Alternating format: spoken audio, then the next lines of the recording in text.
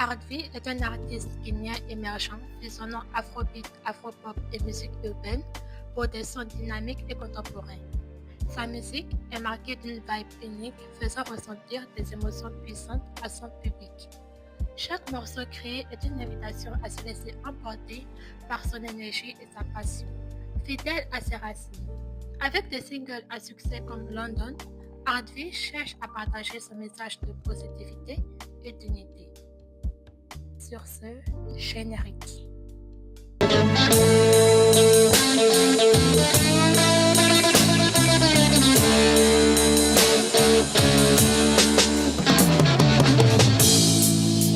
Bonjour à tous, bienvenue dans Joy Radio. Aujourd'hui, je suis en compagnie de Artvi, ici présent. Artvi, comment ça va?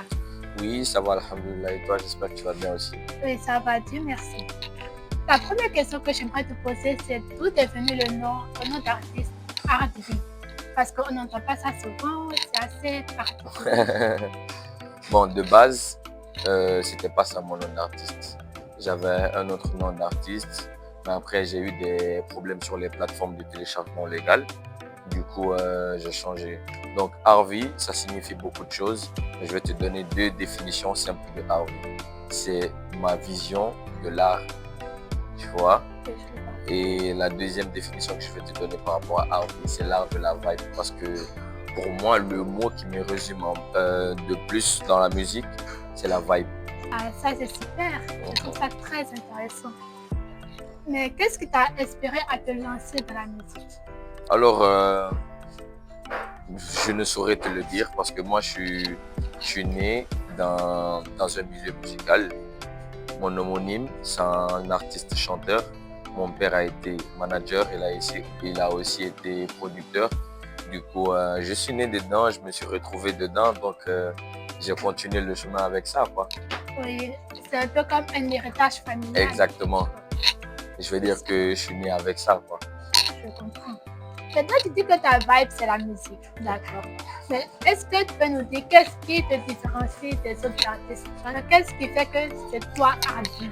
Ça, c'est ma façon d'aborder ma musique dans la composition, dans ma direction artistique aussi. C'est quelque chose que je peux pas expliquer en profondeur. C'est un truc, ça se sent, quoi. J'ai pas besoin d'expliquer. C'est quand tu écoutes ma musique, toi-même tu sauras si la vibe elle est unique ou pas. Moi, je ne saurais l'expliquer en profondeur, quoi. C'est juste la musique qui parle à ma place. Oh, c'est très beau ce que tu dis. Maintenant, ton single London a rencontré quand même assez de succès. Et c'est quoi l'histoire derrière ce titre, derrière cette musique? Qu'est-ce que tu as voulu montrer aux gens? Alors, London. Kelele mama, kelele, ah chérie, donc kelele, ah kelele mama, kelele, ah iwole, donc kelele mama, kelele, ah chérie, donc kelele, ah. Comment m'est venue l'idée de faire London? Une fois, j'étais juste assis à la maison et j'ai eu une inspi. Tu sais, pour moi, quand je compose une musique, ça commence toujours par des top lines. Les top lines, c'est des petites mélodies qu'on fait sans rien dire. C'est juste des mimes, quoi. Donc, j'étais là en train de... Après, j'ai trouvé les paroles. Comme je suis quelqu'un qui... 90%, 95% de mes chansons, c'est des chansons qui parlent d'amour. Donc, je suis allé dans ce sens. Et parce que j'ai essayé de donner le titre London aussi au truc, au son. Parce que déjà, il y a le mot London qui reflète dans le son. Et en plus... c'est la ville dans laquelle je me vois vivre dans peut-être 10-15 ans. Oh, c'est une ville que j'aime. J'ai jamais été là-bas, mais j'aime cette ville, quoi. Exactement. Tu dis que 90% de tes musiques, ça parle d'amour. Ouais. Est-ce que c'est un choix personnel ou bien? C'est déjà un choix personnel, mais en plus, moi, j'ai été élevé dans ma famille avec beaucoup d'amour. Tu vois, donc... je me voyais pas faire autre chose dans la musique que de chanter l'amour, quoi. Et d'ailleurs, la vie, c'est ça aussi. La vie, c'est l'amour. Pour moi, personnellement, tu vois. Bon. Maintenant, est-ce que tu préfères les vibes plus dansantes ou bien les sons plus émotionnels? Ça dépend du mood. Ça dépend du mood. Par exemple, tu vois, ce soir, j'ai une session studio. dès que j'arrive dans le studio et que je suis dans un mood où où je suis dans un mood amour, je fais un son d'amour. Si je suis dans un mood où je suis un peu triste, je fais un son où je parle de tristesse. C'est les feelings, quoi. Ça dépend du feeling. Maintenant, qu'est-ce que tu veux que les gens, comment tu veux que les gens se sentent lorsqu'ils écoutent ta musique? Je veux dire, la musique, elle parle de différentes manières. Si je fais un son d'amour et que le monde entier écoute le son, j'aimerais que quand ils écoutent ce son, qu'ils aillent déclarer la flamme à leur gars ou à leur go, ou bien même déclarer son amour pour son père, pour sa mère. Si je fais un son qui conscientise, j'aimerais que demain, quelqu'un qui l'a écouté, quand il sort dehors, qu'il prenne un petit peu de son temps pour conseiller une autre personne. En tout cas, c'est comme ça. C'est-à-dire que chaque message renvoyé doit toucher des cœurs. D'accord, je comprends. En fait, tu aimerais que les gens se sentent bien, Exactement. fassent passer leur message aux autres Exactement. à travers ta musique. Moi, mon objectif, c'est ça dans la musique, c'est impacter les gens, toucher les gens. Au plus profond de leur cœur. Exactement. Est-ce que tu as des artistes ou bien des sons qui t'inspirent particulièrement? Ah, des inspirations, j'en ai beaucoup. Hein.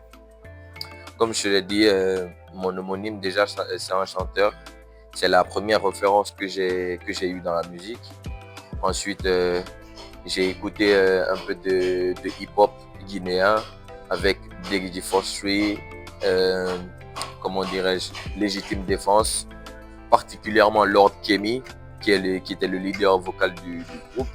Et toute cette génération de banlieusards, Instinct Killers, Takana Zion, j'ai bien écouté. Mais mis à part les artistes locaux ici, moi, mon idole personnellement, c'est Wizkid. Tu vois. Il est très fort. Avant que je ne le choisisse comme référence dans la musique, j'avais déjà commencé à écouter de l'afrobeat avec Flavor, comme on appelle D-Bunch, P-Square, tout ça. Donc, à partir du moment où j'ai commencé à écouter Wizkid, j'ai dit, yo, je veux ressembler à ce mec. Je veux impacter les gens. Comment ce mec a impacté les gens. D'accord. Comment est-ce que tu vois ton évolution dans les prochaines années? Une star mondiale peut-être? C'est ce qu'on vise. Hein. C'est ce qu'on vise, représenter le mieux la Guinée à l'international. Parce qu'on est dans un pays où c'est vraiment difficile pour un artiste guinéen d'exploser à l'international. Parce qu'aujourd'hui, il faut qu'on se dise la vérité, la musique, c'est un truc qui demande beaucoup de moyens, tu vois. Déjà ici, tout artiste guinéen doit être respecté parce que ce métier, on le fait vraiment par passion.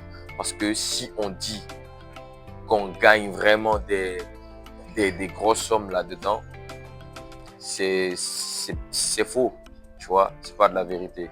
Donc, à tous ceux qui ont les gros moyens, investissez sur les artistes, pardon, même si c'est pas moi je m'en fous, hein, mais la Guinée, c'est l'un des pays qui regorge le plus de talent dans le monde entier, pas seulement en Afrique. Si les gens mettent leur cœur et mettent leurs moyens à disposition de ces artistes, je pense que dans quelques années, ça va vraiment exploser à l'international. Parce que quand je te dis qu'en Guinée, il y a vraiment des talents, c'est-à-dire qu'il y a vraiment des talents, mais de fou. Ouais, je vois donc, ça. Dans 10 ans, moi, je me vois dans ce cadre. Je me vois faire des grosses salles dans la sous-région, en France, à London, aux États-Unis. En tout cas, je me le souhaite. Je me le souhaite. Et je le souhaite à tous les artistes guinéens aussi, quoi. Ouais. On te le souhaite très très fort. Amen. Inch'Allah, ça va se réaliser. Amen. C'est quoi, bon, tu l'as déjà dit, mais c'est quoi ton rêve ultime avec la musique? Bon, tu sais, dans la musique, il n'y a pas de rêve ultime. Aujourd'hui, tu peux te fixer un objectif, tu te dis, ok, demain, moi, mon rêve ultime, c'est de remplir l'U-Arena. Le jour où tu vas faire l'U-Arena, directement, tu passes à autre chose. Tu veux faire plus grand que ça. Donc, ça vient crescendo, c'est petit à petit. Aujourd'hui, tu fais une petite salle, demain une grosse, demain un stade, un plus gros stade, c'est comme ça. Tu peux te fixer un objectif ultime. Ok, par exemple, moi, je te dis, mon objectif, comme je te l'ai dit, je te dis que dans quelques années, je me vois m'installer à Londres. Il y a une salle à Londres qu'on appelle O2 Arena.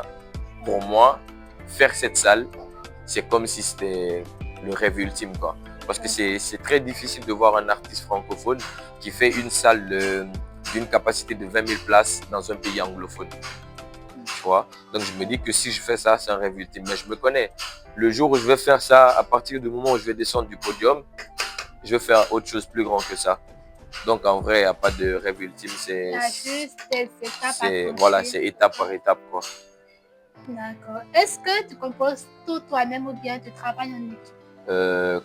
Tu parles de la musique spécifiquement? Oui, de la Ouais, musique. quand il s'agit de l'écriture, de composer la musique, tout ça, je le fais tout seul, hein. Il n'y a pas quelqu'un derrière qui écrit ou quoi que non. Je le fais tout seul. Maintenant, Et même quand j'arrive au studio, que je travaille avec un beatmaker, je mets toujours mon grain de sel. Je participe à la composition aussi de la prod. Je compose pas que les sons, je compose aussi des prods. Même si je touche pas trop au piano, mais je sais mimer les mélodies que je veux dans mon son, quoi. Ouais, du coup, c'est à 99%. Non, pas à 99%, on va dire à 60%, tu vois. Parce que la composition de la prod, parce que même si je chante en ACAP comme ça, s'il n'y a pas de prod en dessous, c'est bien, les gens vont peut-être kiffer, mais ils peuvent pas kiffer comme quand il y a la prod en dessous, quoi. Ouais, je comprends. Et, Maintenant, tu préfères la scène ou bien le studio et pourquoi? je peux pas choisir, tu vois. Je préfère les deux. Parce que avant de parler de scène, tu parles d'abord du studio. Parce que quand tu n'enregistres pas de son, tu ne peux pas aller performer sur la scène. La scène aussi, c'est vraiment une autre énergie.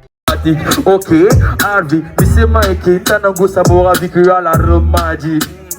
Harvey, Missy Mikey, Brina Sambano, me donne les 10. Même les routes qui côté mal le vinyle, no ma drill de rodé, y'a le central, si, no ma biri, da profit pour le big whisky, Lango Yaraba, me filme mal le med, oh, que des acteurs de X-Movie. Mais je peux vraiment pas choisir, je peux faire les deux, quoi. Maintenant, pour les gens qui ne te connaissent pas, à quoi ressemble ta journée typiquement quand tu te lèves? Voilà, tu es Harvey. Qu'est-ce que tu fais dans une journée? Alors, quand moi je me réveille, la première des choses que je fais, c'est de dire d'abord Alhamdoulilah parce que je suis encore en vie, je respire. Deuxième des choses, c'est voilà, écouter de la musique. Ensuite, tu vois, faire mes petits trucs, les toilettes, tout ça, nanana. Et si j'ai des rendez-vous professionnels, je fais en sorte de les faire, tu vois, professionnellement, être à l'heure, ponctuel, tout ça. Ensuite, les jours où je n'ai vraiment pas de rendez-vous professionnel, la journée typique, c'est composer, hein. Composer un son, après je boucle ça, je passe à un autre son. C'est toujours ça. Moi, c'est ça, la musique. Je me réveille musique, je dors musique, je respire musique. Ne fais que créer. C'est ça. Bon, qu'est-ce que tu dirais au toi, enfant, qui rêvait de faire de la musique? Qu'est-ce que tu lui dirais s'il venait devant toi? Peut-être à toi qui avais 5 ou bien 10 ans, qui rêvait de faire de la musique. Qu'est-ce que tu lui dirais aujourd'hui? Les conseils que je lui dirais, qu'est-ce que je peux bien dire à Harvey de 5 ans. Je lui dirais bien la musique, c'est un domaine qui est vraiment compliqué. Donc, s'il veut vraiment s'aventurer dans ce métier, il doit être déjà fort mentalement et il ne doit pas s'arrêter de travailler. Parce que travailler tout le temps, ça te permet d'être plus fort de jour en jour, quoi. Et de toujours avoir confiance en toi. Ah, toujours. La confiance en soi, c'est le must. En fait, c'est le mindset que peu importe qui tu sois, que ce soit dans la musique, que ce soit dans n'importe quel métier, que tout être humain doit avoir. Parce que si d'abord, toi, personnellement, tu n'as pas confiance en toi, comment les autres pourront avoir confiance en toi? C'est vrai. Est-ce que tu as un souvenir précis qui t'a poussé à écrire un morceau? Genre, par exemple, Sucre et Miel. Est-ce qu'il y a eu un déclenchement pour écrire ça ou bien London? Bon, London, tu as déjà expliqué. Bon, je ne vais pas parler de Sucre au Miel. Je vais plus parler d'un son qui s'appelle Sorry, qui veut dire désolé un peu. Sorry, c'est un son que j'ai composé parce que j'ai eu à avoir une relation avec quelqu'un dans le passé. Je ne me suis pas vraiment comporté de la plus bonne des manières avec cette personne. Donc, à un moment, je me suis assis, comment te dire, j'étais là, face à moi-même, je me disais les vérités et ça m'a poussé à composer ce son.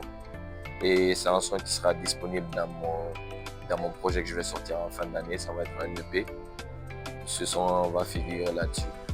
On peut dire que la musique, c'est un peu comme un échappatoire pour toi. Exactement, c'est un vrai moyen d'expression. Parce que moi, je suis quelqu'un aussi, difficilement que j'explique mes problèmes, tu vois.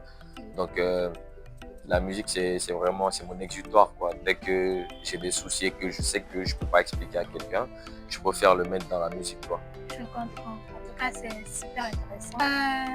Est-ce que tu as un conseil à donner à quelqu'un qui aimerait se lancer dans la musique? C'est comme ce que je viens de dire, les conseils que je peux donner à quelqu'un qui veut vraiment se lancer dans la musique. Je veux lui dire qu'il se lance dans un monde de requins. C'est soit tu manges, soit tu te fais manger.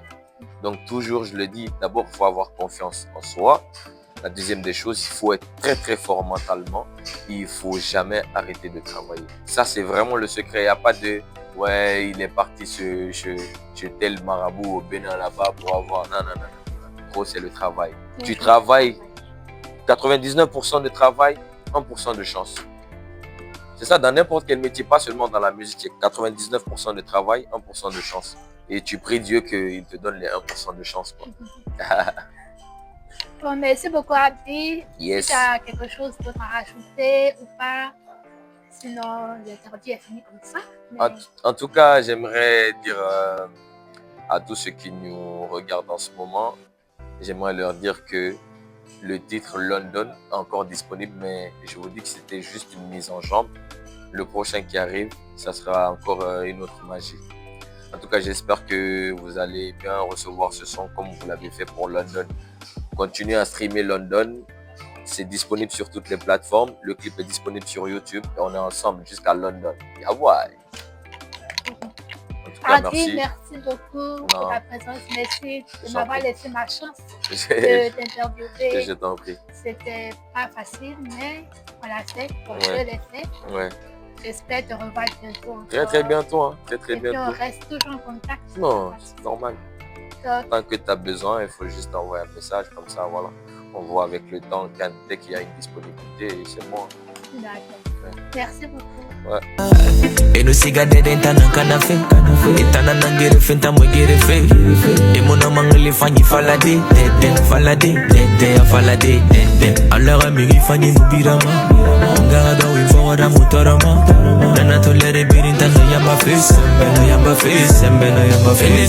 nana moya tora fe kono mai fala ya kolomba ni yamo makulama bari ya musara ya koloi bari bore nana koneta na ngaikana itona kolon kone makolo na safa matina trahi des secrets